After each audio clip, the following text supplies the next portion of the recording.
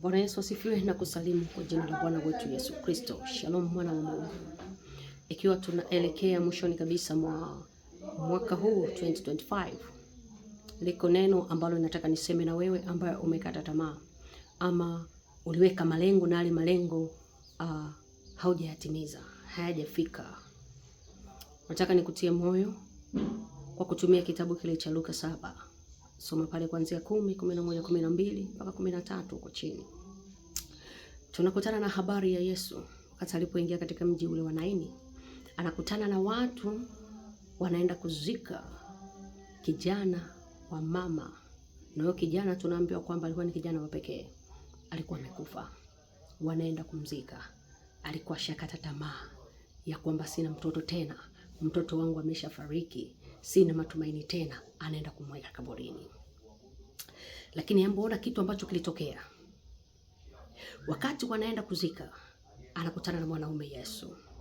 Wakiwa njiani, yamkini zilikuwa zimebaki mita chache sana kufika kwenye shimo la kumfukia mtoto wake. Matumaini yake yote yalikuwa yanazikwa. Ni sawa na wewe ambao umekata tamaa, weka malengo, umeona tarehe 30 ni leo, kesho mwaka unaisha. Neno hili likutie hamasa. Neno hili likuamshe upya ya kwamba Mungu anaweza kufanya hata dakika za mwisho. Pale ambapo umekata tamaa, hauoni, unaona kwamba umeshafika mwisho, lakini kumbe mwisho wako wewe ndio mwanzo wa Mungu. Kwa hiyo toka na mimi hapa siku ya leo kujua kwamba mwisho wako pale ulipofikiria ukaona kwamba it is over, kwa Mungu ni starts. Yeye ndipo anapoanza. Kwa hiyo usikate tamaa. Huyu mwanamke alikuwa ameshakata tamaa, ameshakosa tumaini. Anakutana na tumaini jipya, anakutana na mwanaume ambaye ni Yesu. Mwanaume anasema, kijana, inuka. Na wewe unaenda kuinuka. Haijalishi umekatishwa tamaa kiasi gani.